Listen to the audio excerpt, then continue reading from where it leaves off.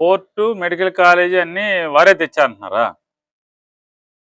ఏమండి జనసేన కోసం ఒళ్ళు చించుకుని నానా సంకలు నాకినటువంటి జనసేన గుండికా లాంటి కార్యకర్తలకి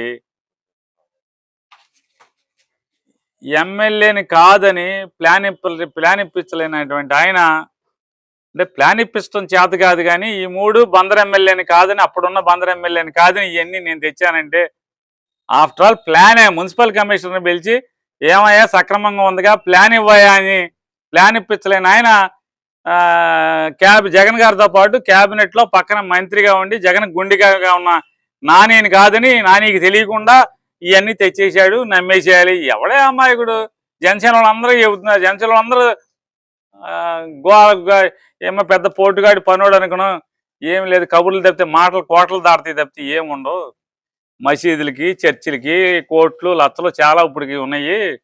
ఈ పాపం జనసేన కార్యకర్త ఎప్పుడు ఆ లిస్టులో ఒకటొకటి చేసుకుంటూ వచ్చేప్పటికి ఇక ఇతని ఇల్లు మామూలుగా ఇక అయిపోయినట్టు ఇల్లు కట్టినట్టే లెక్క అని చెప్పనేది ఉంది.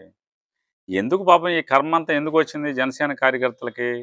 జెండా మోసి పల్లకి మోసి భుజాలు కాయలు కాసినాయి కొల్లు రవీంద్ర మోసి భుజాలు కాయలు కాసిన వాళ్ళకి ఈ ఇన్ఛార్జ్ ఒక నటుడు ఇన్ఛార్జ్ ఉండగానే ఇన్ఛార్జ్ సమక్షంలోనే మున్సిపల్ కమిషనర్కి కొల్లు రవీంద్ర గారు పడేయమని చెప్పాడు.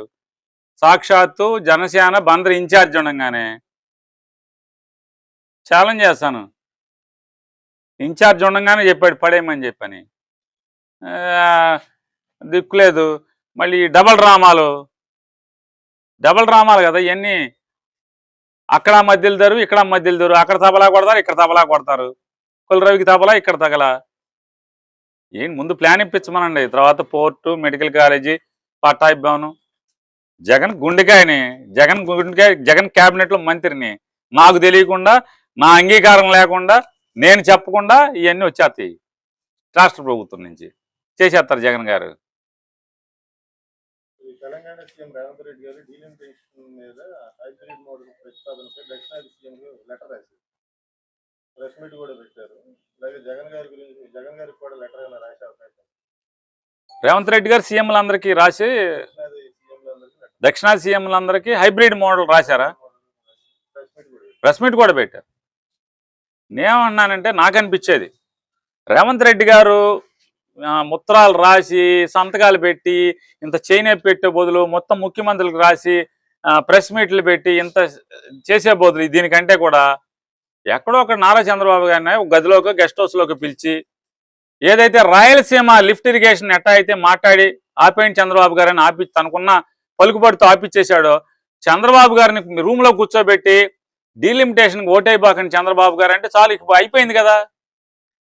ఇంతమంది ముఖ్యమంత్రుల దగ్గరికి మన కర్ణాటక వాడికి రాసి, కేరళ వాడికి రాసి, మహారాష్ట్ర వాడికి రాసి, తమిళనాడు వాడికి రాసి, ఆంధ్ర వాడికి రాసి, అన్ని పార్టీల వాళ్ళకి రాసి ప్రెస్ మీట్లు పెట్టి ఇవన్నీ తిరగాల్సిన అవసరం లేదు. ఒకే ఒక వన్ షాట్. ఎట్లా అయితే రాయలసీమ లిఫ్ట్ ఇరిగేషన్ని రూములోకి పిలిచి రేవంత్ రెడ్డి గారు చంద్రబాబు గారిని కూర్చోబెట్టి ఆపే లిఫ్ట్ ఇరిగేషన్ అంటే ఆపేశాడు కదా, అట్లాగే ఓటైపోక చంద్రబాబు అంటే ఆపేస్తాడు కదా. ఇంత చిన్న విషయాన్ని ఆయన మర్చిపోయి ఈ లెటర్లు ఇదంతా అనవసరం అని నాకు అనిపించేది. టీడీపీకి వర్కింగ్ ప్రెసిడెంట్ అయ్యారా? చంద్రబాబు నాయుడు గారు స్లీపింగ్ ప్రెసిడెంటా? అమరావతిలో రాష్ట్రం అంతా బాగా చంద్రబాబు నాయుడు గారు దోచుకునే పనిలో బాగా బిజీగా ఆయన ఆ పనిలో ఉన్నాడు కాబట్టి పార్టీ నడపడానికి వర్కింగ్ ప్రెసిడెంట్గా ఈయన పని చేయమని ఈయన పెట్టుంటారులేండి. అంతకుమించి వేరే ఏముంటుంది? ఆయన నిద్రపోతున్నాడు స్లీపింగ్ పేషెంట్, ఈయన వర్కింగ్ పేషెంట్. ఆయన బాగా మూటలు కట్టుకునే పనిలో బిజీగా ఉంటాడు చంద్రబాబు నాయుడు. అమరావతిలో అన్ని చోట్ల రాష్ట్రం అంతా దోచేసుకుంటున్నారు కదా, దాంట్లో ఆయన బిజీగా ఉండి పార్టీని చూడమని చెప్పుకుంటాడు.